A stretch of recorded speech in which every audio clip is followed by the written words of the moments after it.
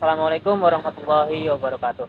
Perkenalkan, nama saya Muhammad Miftah Rahman, mahasiswa dari mata kuliah Metodologi Studi Islam dengan NIM 2414120097, Prodi Ekonomi Syariah, Fakultas Ekonomi dan Bisnis Islam, YIN Palangkaraya.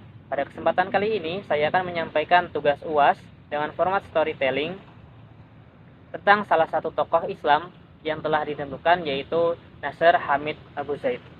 Beliau adalah seorang pemikir dan penulis, serta salah satu tokoh teolog liberal terkemuka dalam Islam. Nasr Hamid Abu Zaid lahir pada tanggal 10 Juli 1943 di Kuhafa, Provinsi Tanta, Kairo, Mesir. Beliau tumbuh dalam keluarga yang religius dan mulai mempelajari Al-Quran sejak usia yang masih muda. Sejak usia 8 tahun, Nasr Hamid Abu Zaid telah menghafalkan Al-Quran 30 juz. Ayahnya adalah seorang aktivis Ikhwanul Muslimin yang pernah dipenjara menyusul dengan dieksekusinya pemimpin organisasi Ikhwanul Muslimin, yaitu Sayyid Qutb. Beliau meninggal saat Nasr Hamid Abu Zaid berusia 14 tahun. Sedangkan ibunya menjadi single parent yang berjuang keras untuk menghidupi dan membesarkan anak-anaknya. Pendidikan tingginya ditempuh di Universitas Kairo, di mana beliau mendapatkan gelar doktor dalam bidang studi Al-Quran dari S1 sampai dengan S3. Selain itu juga beliau pernah mendapatkan beasiswa untuk melanjutkan penelitian doktoralnya di Institute of Middle Eastern Studies of Pennsylvania, Philadelphia, Amerika Serikat. Beasiswa tersebut tentu saja mendukungnya dalam mengembangkan penelitian doktoralnya dan kajian pemikirannya tentang Al-Quran. Nasr Hamid Abu Zaid, beliau adalah seorang cendekiawan muslim yang produktif. Banyak karyanya yang membuka wawasan baru pada studi Al-Quran dengan teori hermeneutikanya.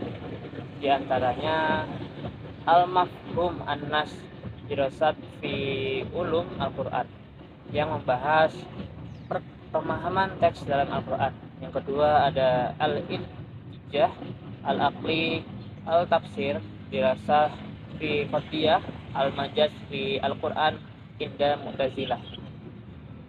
Karya ini meneliti rasionalisme dalam tafsir dan teori metafor menurut Mu'tazilah. Yang ketiga ada Naqd Al-Kitab Ad-Dini, kritik terhadap wacana agama dan penafsiran teks-teks suci. Yang keempat yaitu Iskaliyat Al-Qari'ah wa Aliyat Al-Ta'wil, yaitu menyajikan masalah-masalah dalam pembacaan dan penafsiran teks. Yang kelima yaitu Al-Iman As-Syafi'i, yaitu sebuah karya yang membahas kontribusi Imam Syafi'i terhadap pemikiran muslim.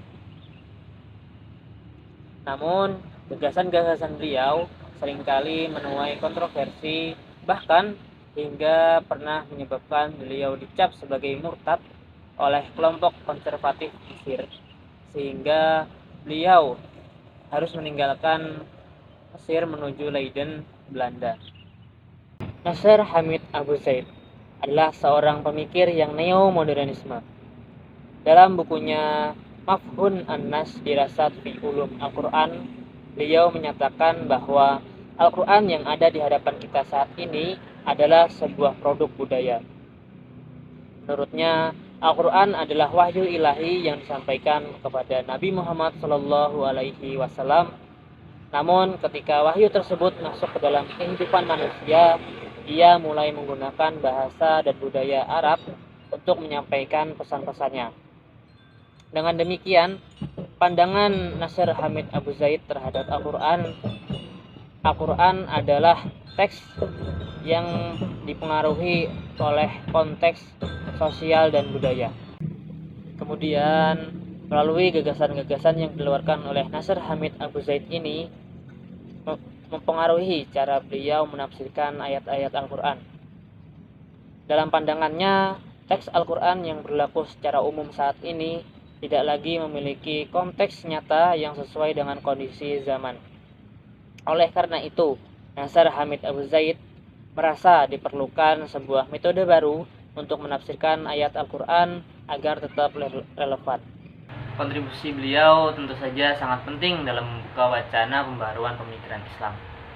Selama hidupnya, ia mengalami banyak tekanan dari berbagai pihak akibat pandangan-pandangannya yang dianggap terlalu kontroversial.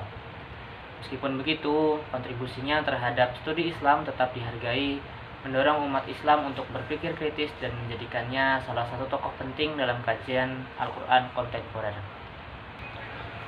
Latar belakang yang membuat Nasr Hamid Abu Zaid berpikir seperti itu karena sosial politik Mesir pada masa Abu Zaid, di mana ide-ide reformasi seringkali ditentang oleh kelompok konservatif.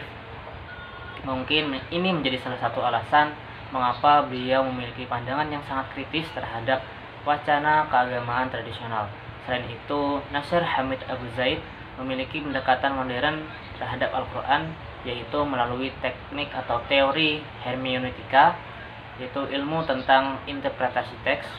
Teori ini ia pelajari ketika berada di Amerika Serikat, yang kemudian diterapkannya dalam memahami Al-Quran dengan analisis konteks, sejarah, dan budaya.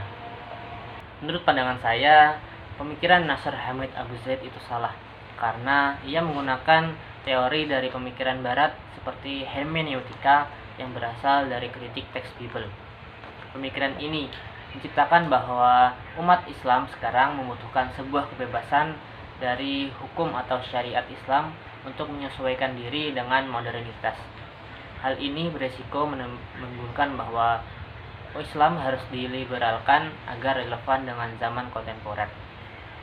Padahal ajaran dan syariat Islam yang telah diterapkan selama berabad-abad dapat dijalankan tanpa masalah, serta menunjukkan bahwa Al-Quran benar-benar dari Allah Subhanahu wa Ta'ala yang diwahyukan kepada Nabi Muhammad SAW sebagai pedoman universal bagi seluruh umat manusia.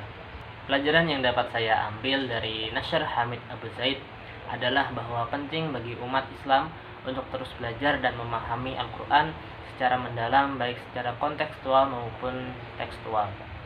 Sebagai generasi muda, kita perlu memegang teguh nilai-nilai Islam dan sambil tetap terbuka terhadap berbagai pandangan dengan syarat bahwa pandangan tersebut tidak menyimpang dari akidah Islam. Dan sebagai seorang muslim, saya percaya bahwa Al-Quran tetap memiliki pesan universal bagi seluruh umat manusia.